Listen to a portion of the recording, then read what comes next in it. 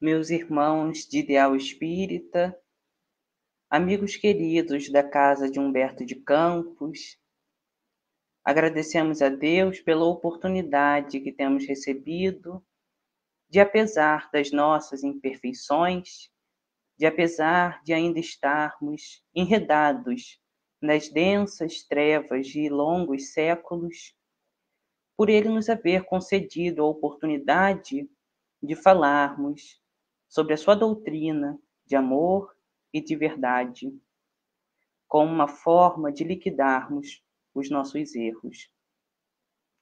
O tema que vamos abordar nesta tarde versa em torno do egoísmo, o egoísmo e a infelicidade humana. Para nos basear nesse estudo, nós procuramos o Livro dos Espíritos, de Allan Kardec, o livro Obras Póstumas, que é um compilado de textos do codificador publicados após o seu desencarne, e o livro Depois da Morte, de Leon Denis. É claro que as nossas palavras, muito parcas, não substituirão essas leituras. Portanto, nós recomendamos que todos, após a palestra, procurem essas obras tão valorosas para o nosso conhecimento espírita. E para adentrarmos ao assunto, nós vamos recorrer a uma das mais belas páginas da literatura árabe. Conta-se que 3 homens caminhavam em direção a uma cidade, até que no meio do caminho encontraram um tesouro. Um deles teve a iniciativa, pois que estavam com fome, de procurar um local para comprar comida. E partiu em busca de uma loja, em busca de onde pudesse comprar o alimento. No meio do caminho, porém, esse homem pensou: não seria mais jogo para mim colocar veneno na comida, de modo a matar os meus companheiros e eu ficar com todo o tesouro? Assim ele o fez, colocando veneno na comida. Ao retornar, teve uma amarga surpresa. Os outros 2 companheiros que haviam ficado próximo ao tesouro haviam pensado também: não seria válido, não seria mais vantajoso para nós matarmos o companheiro que foi buscar a comida, de modo a ficarmos com o tesouro, com o alimento e repartirmos os 2 entre nós? Quando o homem chega com a comida, ele é morto. E os outros 2 se alimentam do pacote que ele trouxe e também morrem.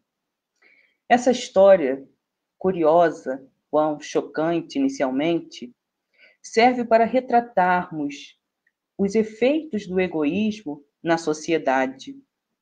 Porque o egoísmo é o excesso do pensamento voltado para si mesmo. É o excesso do amor, da preocupação em torno dos seus desejos.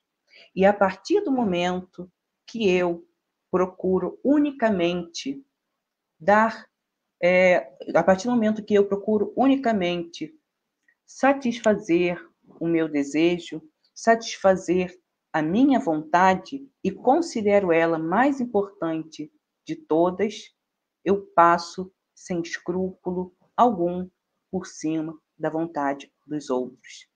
É por isso que o egoísmo é a principal chaga da humanidade. É o egoísmo que gera todo o caos social que nós vivemos, porque ele é pai dos antagonismos, é pai das misérias, é pai dos conflitos, é pai de todas as lutas que se entravam dentro da sociedade. Então, a partir do instante em que ele, o egoísta, quer satisfazer suas necessidades, ele vive numa eterna briga, numa eterna luta com o seu próximo. E é impossível de existir segurança e muito menos felicidade quando se vive numa sociedade egoísta. Então, do ponto de vista social, é a principal chaga da sociedade. E agora, no ponto de vista individual, que consequência o egoísmo tem no nosso comportamento? Ele é responsável pelo vazio existencial, pelo tédio que acomete muitas vidas atualmente. Porque se o egoísta só vê as suas necessidades, se o egoísta só pensa nos seus desejos, e se ele só quer unicamente se elevar, se proteger, sem pensar no outro, suas horas são semeadas de tédio, porque é impossível que o comportamento dele gere qualquer tipo de afeição, gere qualquer tipo de gratidão em uma pessoa, porque ele não cativa ninguém, já que pensa unicamente em si. Todos nós queremos ser felizes. Todas as descobertas desenvolvidas pela humanidade são no sentido de eliminar a causa da nossa infelicidade, sejam elas doenças, sejam elas animais nocivos, e promover o nosso bem-estar. Quando nós percebermos que o egoísmo é o principal entrave à nossa felicidade, à nossa segurança social, nós vamos ter o ímpeto de combatê-lo, como combatemos todas as outras causas de perturbação, todas as outras causas que promoviam a perturbação e que iam contra o nosso bem-estar. O egoísmo leva à dissensão. O egoísmo transforma um amigo num inimigo. Com o egoísmo, é impossível de haver confiança, porque o outro, se está pensando nele, que interesse ele tem em mim, a não ser me despojar? Então, é impossível existir felicidade entre os homens enquanto houver egoísmo. Pode-se perguntar: se Deus é bom, por que permite que tantas coisas ruins ocorrem no mundo? Por que permite que o egoísmo dos homens tome proporções avassaladoras? Porque quanto mais hediondo é o mal, ou seja, quanto o mal for maior, mais nós vamos nos incomodar com ele. É que nem lixo na rua. Se os garis resolvem fazer uma greve, a gente vai ficar desesperado. Não, porque tem muito lixo na rua. É um absurdo, tem rato, tem barata.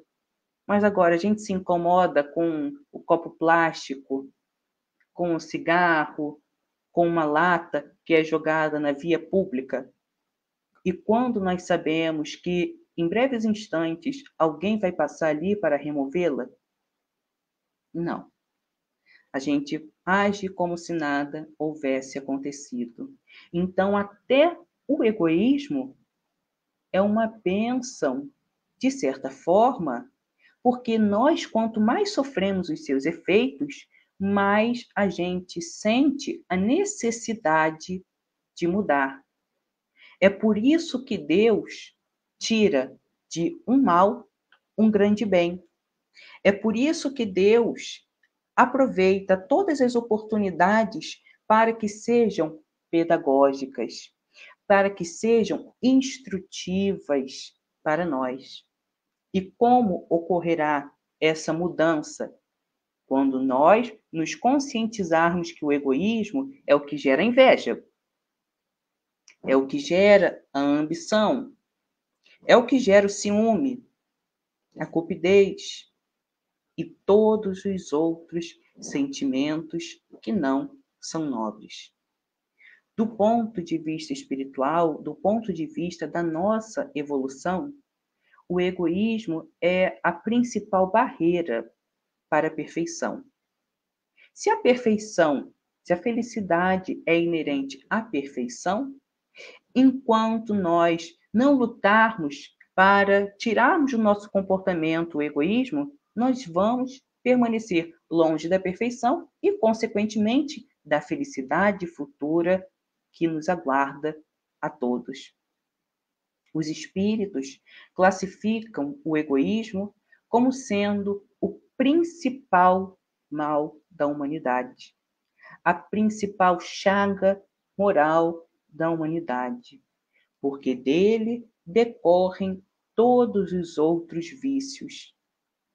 E se nós quisermos extinguir todos esses outros vícios que nos caracterizam a personalidade, é imprescindível que tiremos primeiro do nosso comportamento o egoísmo, porque senão não haverá efeito.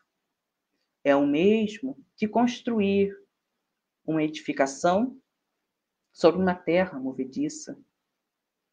É o mesmo que decretar saúde numa região onde ocorre um surto de uma doença.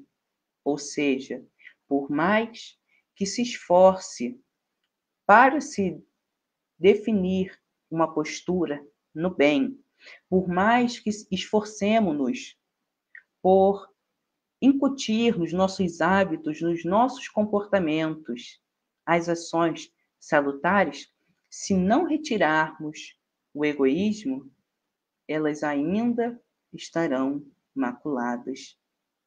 Ainda não recebermos o reino de Deus, essa perfeição que existe dentro de nós. Vamos observar a maledicência, por exemplo. A maledicência, assim como os outros vícios, é proveniente do egoísmo. Por quê? Porque antes de pensar em ferir a honra do outro, eu penso na minha honra e faço tudo para preservá-la, mesmo que seja necessário ferir alguém, mesmo que seja necessário deixar alguém em maus lençóis.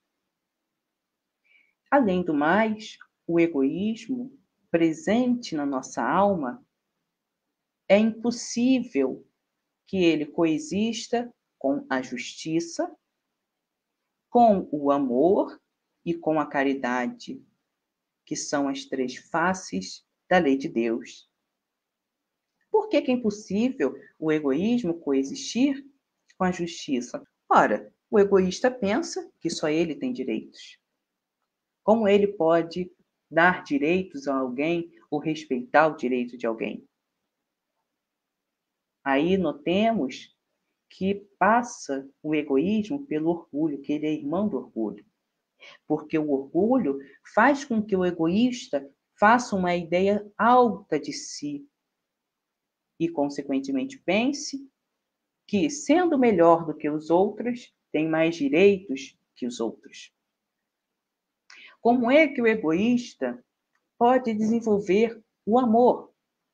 Se o amor necessita do cuidado, necessita do querer bem, coisas que o egoísta não possui na sua alma, já que está num eterno combate com o seu semelhante. E por fim, como o egoísta pode ser caridoso, já que só as suas necessidades importam e as necessidades dos outros não são nem secundárias, não existe necessidade dos outros, só a necessidade do egoísta importa. Então é imprescindível que nós tiremos esse sentimento do nosso coração e, por consequência, nós também estaremos pondo fim nos outros vícios morais em que nos comprazemos. Por exemplo, perseguir uma outra pessoa com as nossas palavras, com os nossos atos. A gente persegue para impor, para fazer uma imagem de nós, para passar uma imagem de nós às outras pessoas. é egoísmo. Ser vaidoso, por exemplo, ser vaidoso, você pensa primeiro em se elevar, é egoísmo, porque você pensa antes em si próprio e não naquilo que o outro precisa, não naquilo que o outro também representa, não no valor que o outro tem.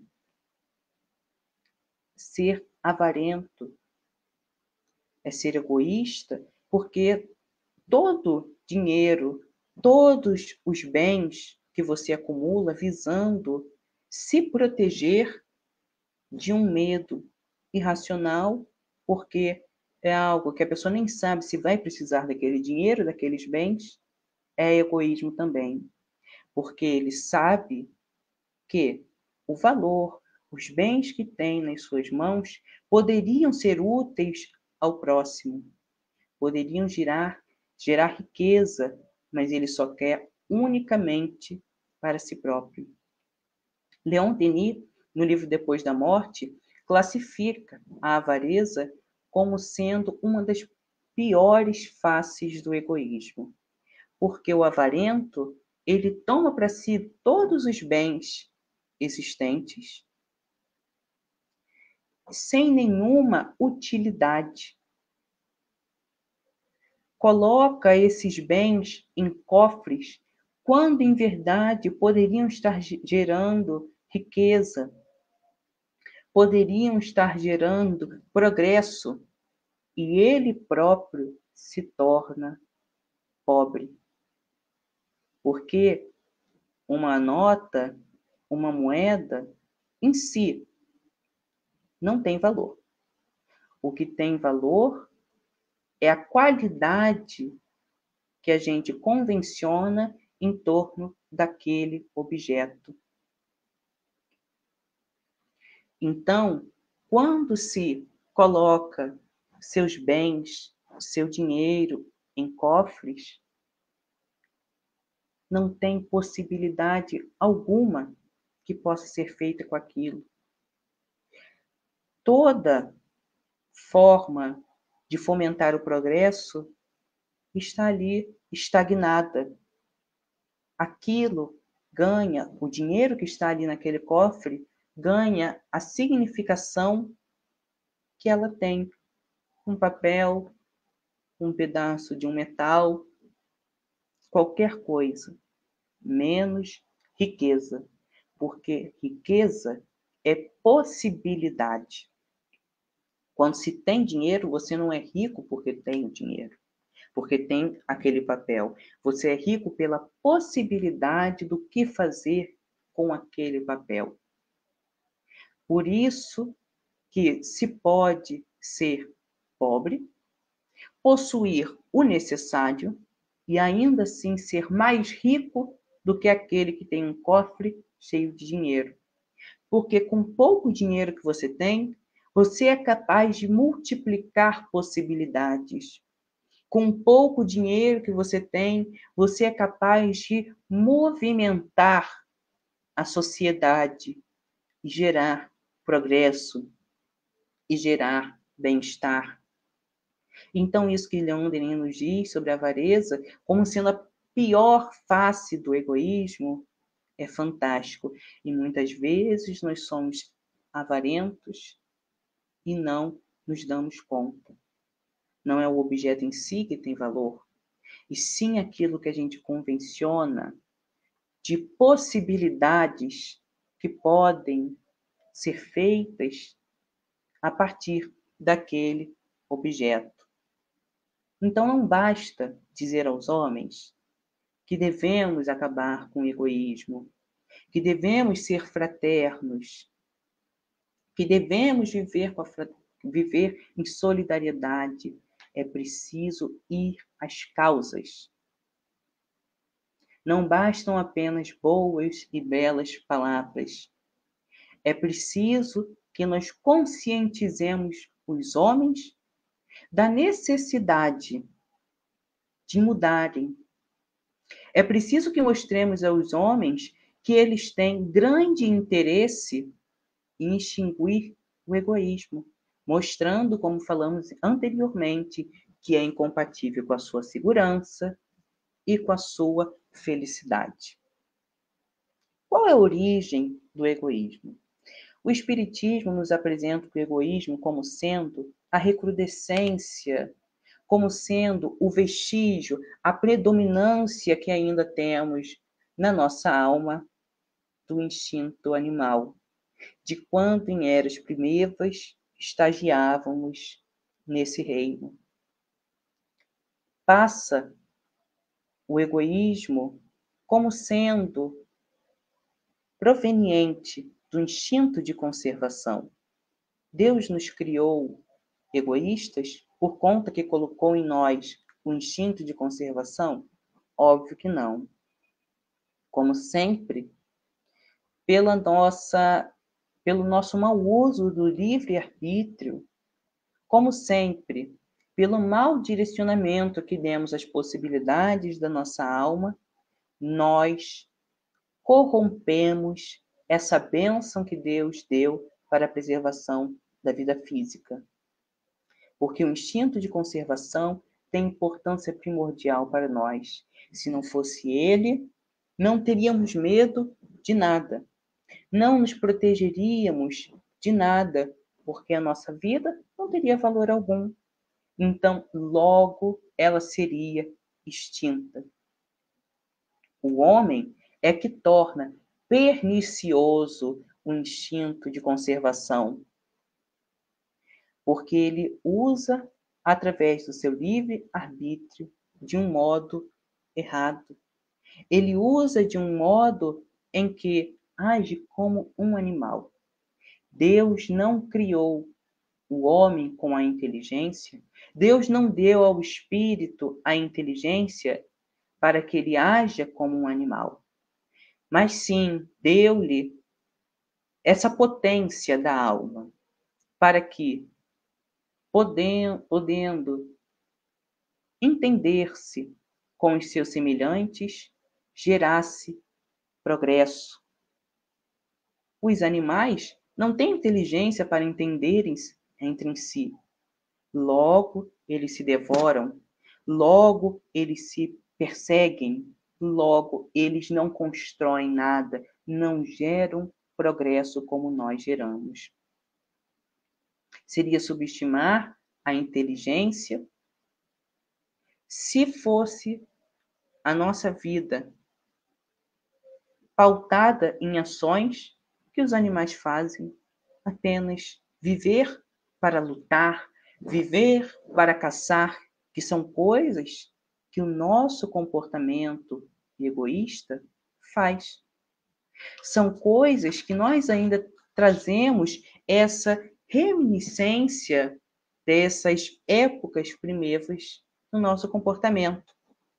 Então, o egoísmo, se é a presença dessas características animais no nosso comportamento, ela é também uma ação que não denota nenhum tipo de inteligência. É uma ação decorrente do apego às sensações físicas, do apego ao instinto, que não permite o indivíduo concatenar suas ideias e pensar através da lógica aquilo que é melhor para ele e que é melhor para o outro. O ambicioso, ele está disposto a cometer qualquer loucura para lograr o seu objetivo. Estropiar a sua saúde, passar por cima das outras pessoas, tudo pelo seu objetivo. Quando esse objetivo é alcançado, porque muitas vezes a morte derrube os planos antes, ele chega e se depara com tudo aquilo que ele ajuntou e sente um grande vazio na sua alma. Então é uma ação destituída de razão. Se ele raciocinasse conforme a sua condição humana lhe propicia, lhe permite, ele veria que não é vantajoso para ele perder tanto tempo infelicitando aos outros e, por consequência, a si mesmo. Por que a sociedade é tão importante na nossa vida? Porque depois de Deus, é a sociedade que nós devemos todos os benefícios da nossa existência.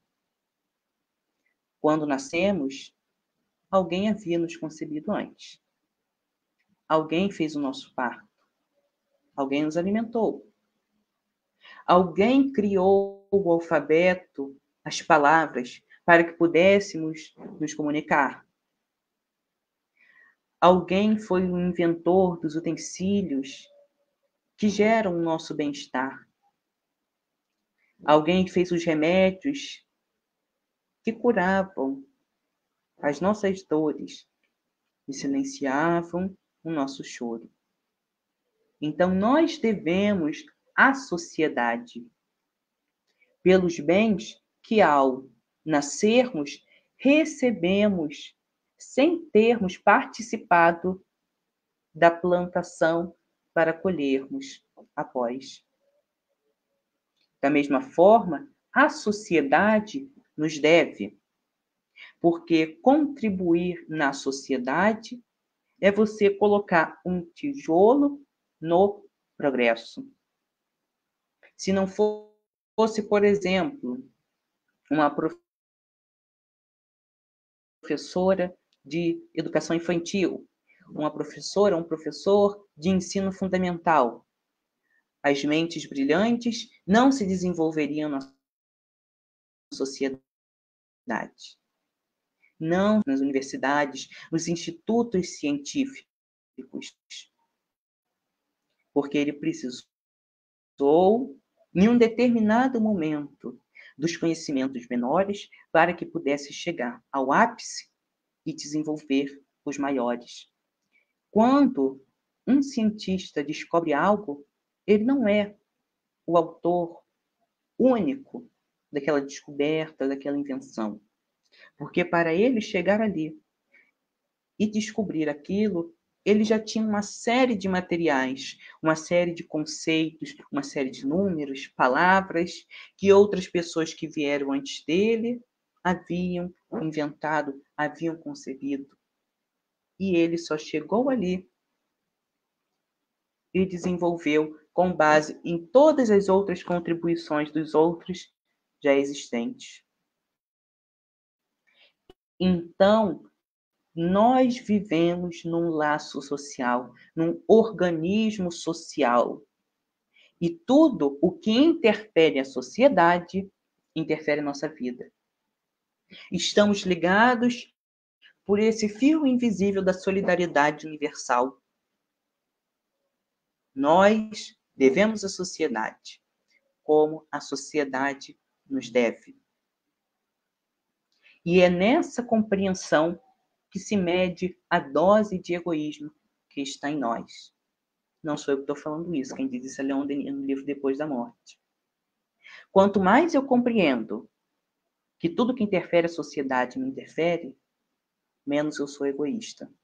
Quanto menos eu compreendo essa realidade, mais eu sou egoísta. Mais eu olho para mim, crendo que basta somente me prover. Os outros são os outros têm seus problemas e isso nada influencia na minha vida. É possível destruir o egoísmo? Essa é uma pergunta que é feita por muitos de nós com uma certa dose de pessimismo. Porque a gente vê tantos casos que nos deixam horrorizados. Nós vemos tantos fatos que demonstram a crueldade humana que ainda passa pela nossa cabeça o absurdo de acreditarmos que os seres humanos são egoístas. A culpa não seria dos seres humanos por serem egoístas por natureza. Seria de Deus. Porque uma vez que Deus criou os espíritos, só ele pôde definir o que faz e o que não faz parte da natureza dos mesmos espíritos. Então, A lógica já faz cair por terra esse pensamento numa análise muito simples. Se foi Deus que nos criou, e Deus é todo bondade, sabedoria e misericórdia, isso não condiz com a bondade de Deus. Logo, isso vem do ser humano que transviou, que deturpou essas possibilidades que o Criador colocou na sua alma. Então, não é da nossa natureza. E por isso, não é impossível destruir. Se a gente admite que é impossível destruir o egoísmo, a gente desconsidera todos os outros progressos existentes na história da humanidade. Porque se o homem é egoísta, ele também, numa determinada época, era considerado como sendo da sua natureza violento. Nós ainda somos violentos. Mas existem pessoas que são boas. Se fosse próprio da nossa natureza, não existiriam exceções.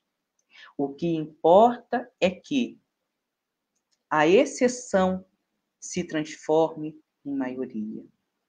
Mas por que a gente não vê tantas pessoas fazendo bem, como dizem que tem tanto? Porque a virtude não busca ostentação. E além de não buscar ostentação, não é valorizada. Então, observemos o nosso papel nesse tópico.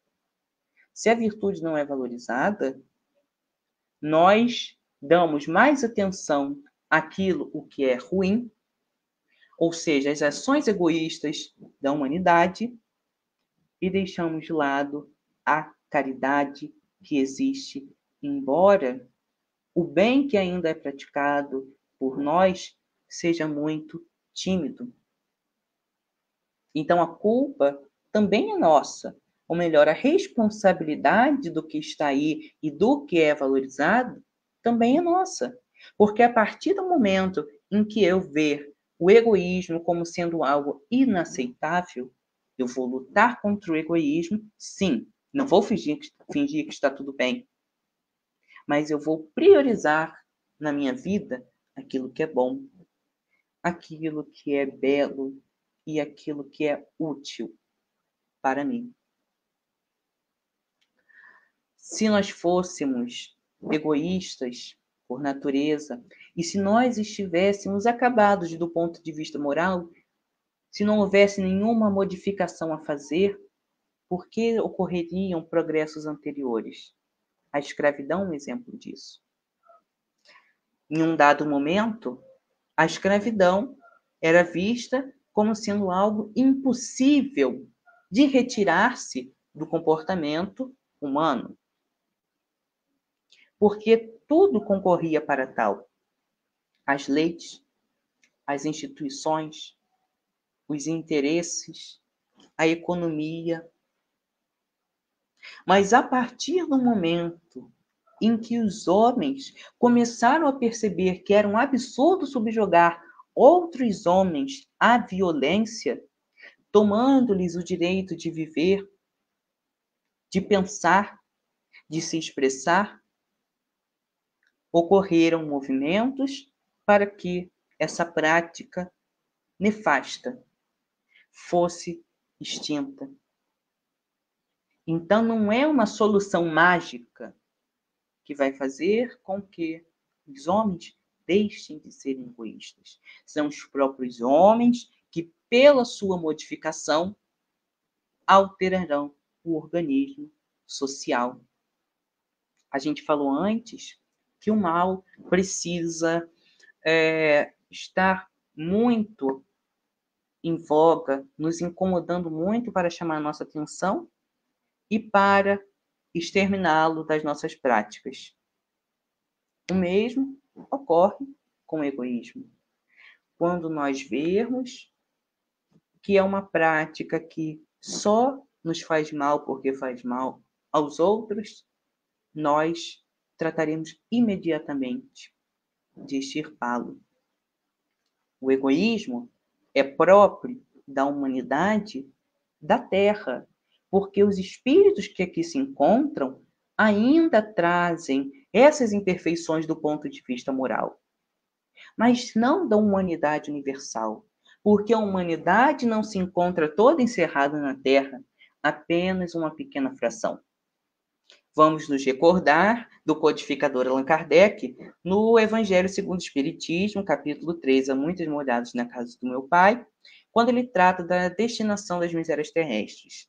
Ele nos diz assim: seria um desatino julgar a população de uma cidade por um sórdido bairro, por um hospital, por um presídio, por um manicômio. Então, pensarmos que a humanidade é ruim, porque a maior parte dos homens que vemos na Terra são maus porque são egoístas, é um desatino. É ter uma falsa ideia do conjunto, da criação que transcende os limites tão pequenos, tão ínfimos do nosso planeta. Se fosse o egoísmo inerente à nossa condição humana, ele seria como a alimentação. Porque a alimentação, eu não escolho se eu tenho fome. Eu não escolho se eu quero me alimentar. Eu necessito da alimentação por uma questão de sobrevivência. Agora, eu não preciso do egoísmo para nada. Eu não preciso do egoísmo para prover a minha vida, porque isso eu posso fazer com o espírito de solidariedade. Porque isso eu posso fazer me entendendo com o outro. Quando mais pessoas se propõem a uma determinada tarefa, existe até aquele ditado, duas cabeças pensam melhor do que uma, a tarefa se coroa de êxito, porque que um não percebe, o outro percebe. A falha que um não vê, o outro vê.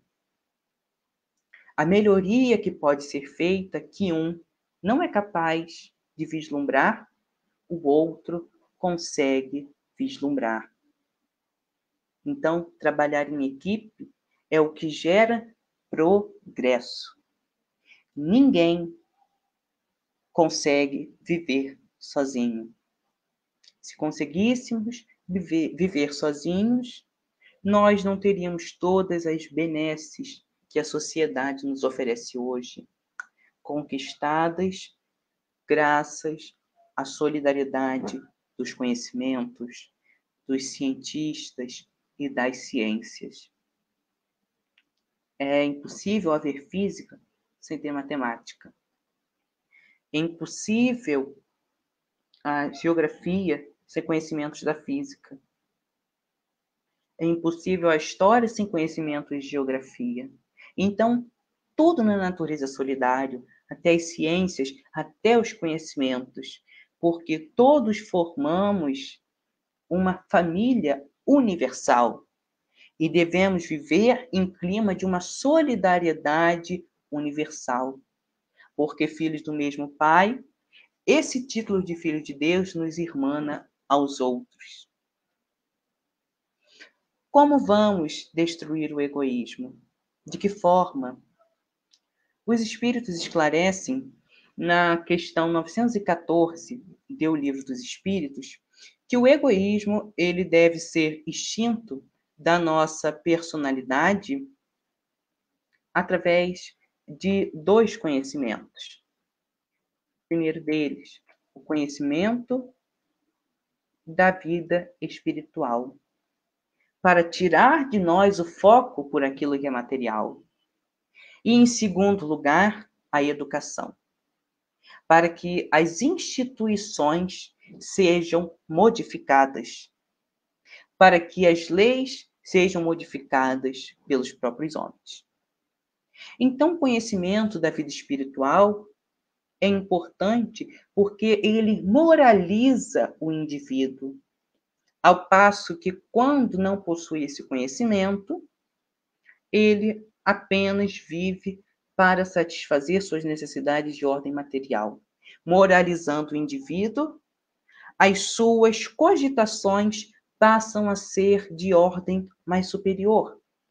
As suas cogitações passam a desvincular-se da mesquinhez da terra. E o Espiritismo, desbravando esse horizonte da vida espiritual, faz com que o homem destrua a importância que atribui a si mesmo, ou pelo menos reduza a proporções mais exatas.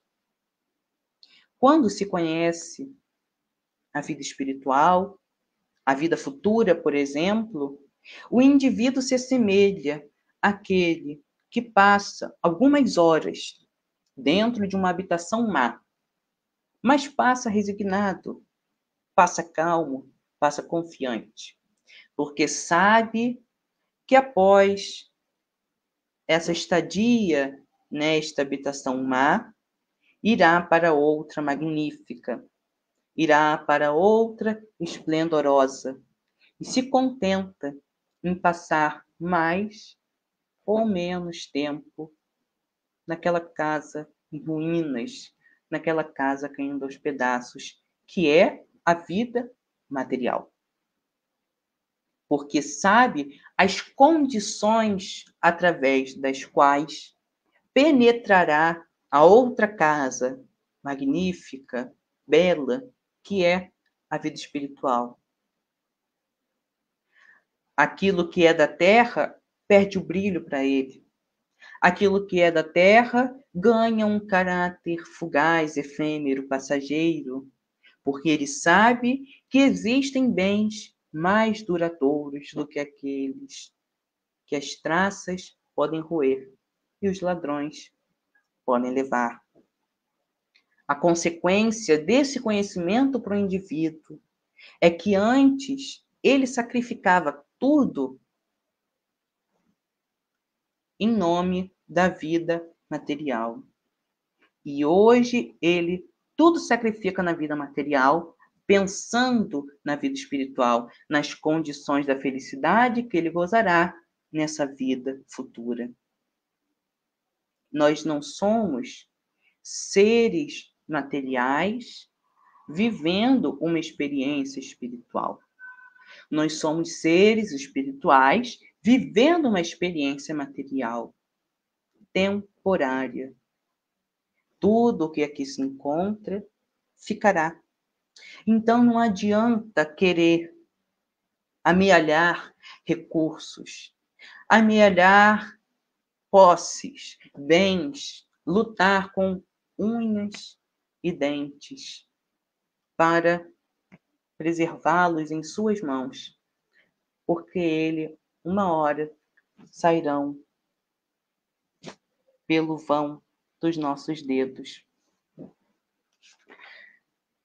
Os bens da terra passam a ser acessórios para aquele que vislumbra a vida espiritual. Mas basta somente conhecer a vida espiritual? Não. A vida espiritual é importante, mas não é tudo.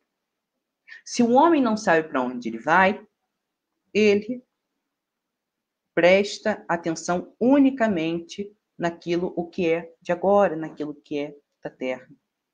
Mas também, se o homem não sabe de onde veio, ele atribui a si mesmo, pelas desigualdades que se apresentam desde o instante do seu nascimento, um valor maior e cresce portador de um privilégio, quando, em verdade, o conhecimento da pré-existência da alma e da reencarnação tira esse pensamento, derruba esse pensamento pela base. Quando ele sabe que a alma pré-existe ao seu nascimento físico, as desigualdades que antes chocavam ele por ocasião do nascimento se apagam. E ele passa a ver que Deus não privilegiou um em detrimento do outro. Que todas as almas têm o mesmo princípio e a mesma finalidade, que chegarão à sua destinação gloriosa mediante os seus próprios esforços. Que ele, se nesta encarnação se encontra numa posição superior, é porque ele trabalhou para galgar aquela elevação, mas que outro pode tomar-lhe a dianteira e ultrapassá-lo. Que entre ele e os outros existe apenas uma questão de tempo, porque todos nos entregaremos, querendo ou não, a essas leis, a essa fatalidade da nossa vida, que é o bem. Então percebe que Deus não concedeu-lhe nenhuma vantagem, que aquela passagem pela vida física é apenas algo transitório e que não fala da sua personalidade, porque a sua personalidade é composta por aquilo que é inalienável. E a reencarnação, dentro do primeiro tópico que os espíritos colocam para se combater o egoísmo, que é o conhecimento da vida espiritual.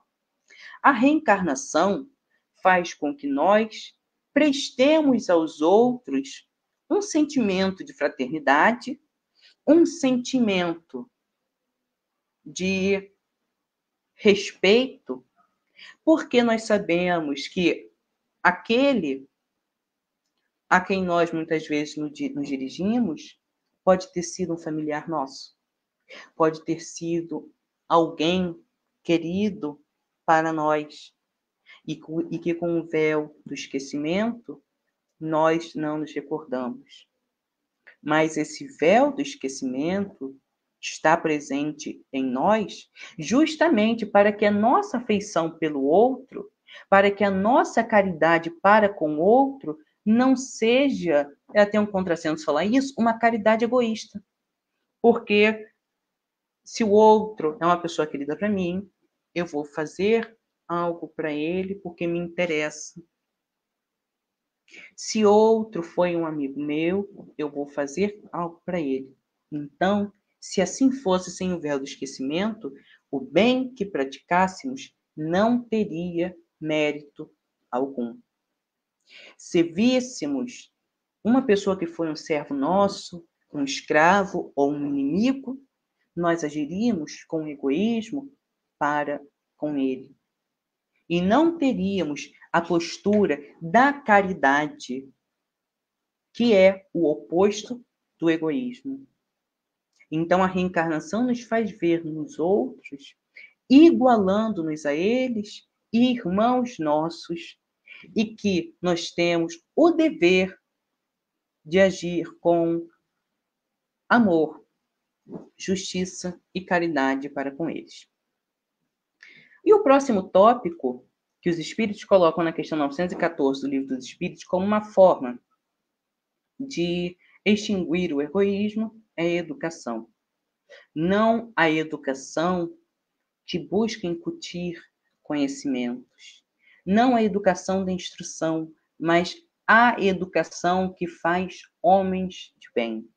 Porque somente homens de bem mudam as instituições. Somente homens de bem ocupam cargos. Somente homens ocupam cargos. E para que o bem ocorra na sociedade, é preciso que homens de bem estejam nesses cargos, nessas instituições. Porque colocar conhecimento numa criança é a parte mais fácil. Mas agora, colocar o sentimento, colocar o olhar, a sensibilidade para com o outro é mais difícil, porque ele traz as tendências de outrora, de vidas regressas, traz essa influência da sua encarnação anterior. Então, a educação deve ser posta com o caráter moral nas crianças e até em nós mesmos, porque nós temos a consciência que precisamos mudar, então nós devemos nos autoeducar, porque o egoísmo que muitas vezes nós tratamos o outro é o que o torna egoísta. Ele pensa assim, bem, já que ninguém pensa em mim, eu não vou ficar desprotegido. Eu, pelo menos, tenho que pensar em mim. Então, já que ninguém olha para ele, ele próprio deve ocupar-se consigo mesmo. Então, ele, pelo choque com o egoísmo do outro, se torna egoísta. Porque não teve amor, caridade, pelo exemplo e pelo contato. Pelo exemplo, porque o exemplo mostra-lhe que existem pessoas boas, existem pessoas de bem. E o contato desperta nele a sensibilidade, desperta nele aquele toque na alma que o faz um homem de bem. Então, nós temos responsabilidade, enquanto sociedade, naqueles que se transviaram. Nós temos responsabilidade, enquanto sociedade, com aqueles que hoje se comprazem no crime, porque passamos, muitas vezes, quando eles se encontravam nas ruas, quando eles se encontravam pedindo um prato de comida, uma moeda, nós apenas olhamos com frieza para eles, sem o exemplo de cristãos e sem o contato que o amor produz, o contato que liga a alma do benfeitor ao beneficiado. O Espiritismo, portanto, tem grande contribuição na extinção do egoísmo. Jesus trouxe-nos a ideia da fraternidade, da igualdade, da caridade, do amor ao próximo, como sendo aquilo que vai nos propiciar a salvação da alma, ou seja, a salvação de nós mesmos. Mas o Espiritismo, pelos conhecimentos, pelas leis novas que descortina, nos mostra que a caridade, o oposto do egoísmo, é uma virtude que devemos desenvolver porque está na natureza, é uma lei da natureza e nós temos o máximo interesse de praticar. O Espiritismo nos mostra, através do relato daqueles que caminharam pelos pórticos da imortalidade, apresentando-nos seus sofrimentos tão tristes, tão hórridos, que parecem até tramas de novelas, de teatros, mas que são a realidade. Quantos não se perturbam a chegar na vida espiritual e se defrontarem com aqueles que eram seus inferiores, com aqueles para os quais dispensava a não ser egoísmo, e os vê acima deles, acima de todo o orgulho, de todo o altar do orgulho que ele construiu para si próprio. O homem que vive para os seus semelhantes e pensando nos seus semelhantes, não deve temer esse mal, porque ele faz aquilo que Jesus orientou, fazer ao outro que gostaríamos que o outro nos fizesse. Toda chave para a extinção do egoísmo, a chave para que sejamos felizes como coletividade, se encontra nesse preceito do Cristo. Podemos falar inúmeras palavras, inúmeros assuntos, abordarmos, citarmos livros, mas todas as nossas falas, todas as nossas elucubrações defluirão nesse preceito tão simples. E como vemos, é a chave de todos os problemas, como é o egoísmo.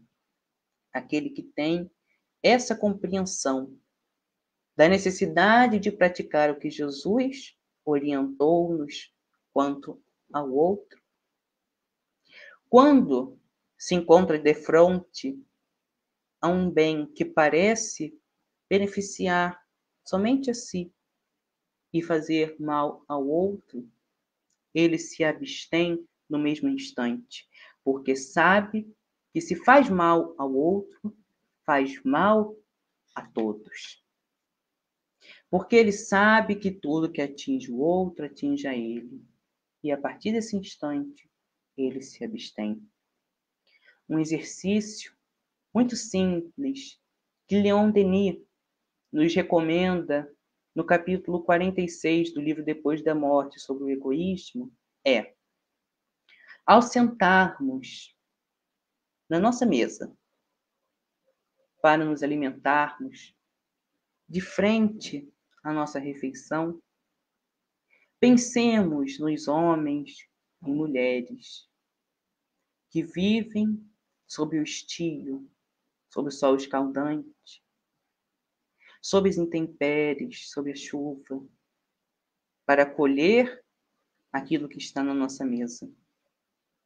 Os nossos apetites, as nossas aspirações se tornarão mais sóbrias, porque a gente vai constatar dificuldade, a gente vai constatar que o que está na nossa mesa foi comprado com o suplício dos humildes.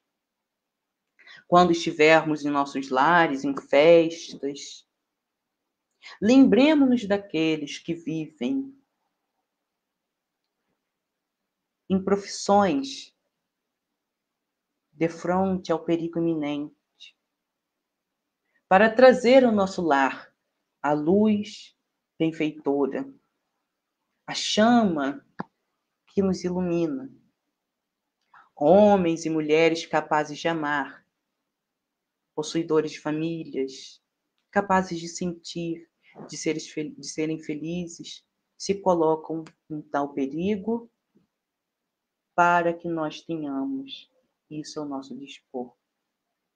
Lembremos-nos sempre de que os objetos que adornam o nosso lar foram feitas por mãos que se encontram calejadas, mãos que se encontram ásperas de tanto trabalho.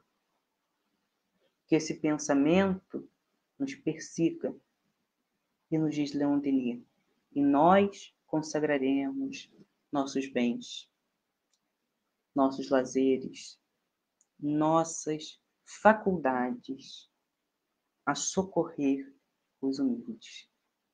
E só assim a família humana poderá avançar em direção ao infinito, forte, unida. Vamos chegando ao fim da nossa exposição e para deixarmos uma mensagem ao coração de todos, nós vamos ler um trechinho do livro O Homem Integral, da nossa benfeitora querida, veneranda Joana de Ângeles, pelas mãos abnegadas do nosso amado Divaldo Pereira Franco. E no capítulo 2, na parte que Joana nos fala da solidão, ela diz assim: o homem solidário jamais se encontra solitário.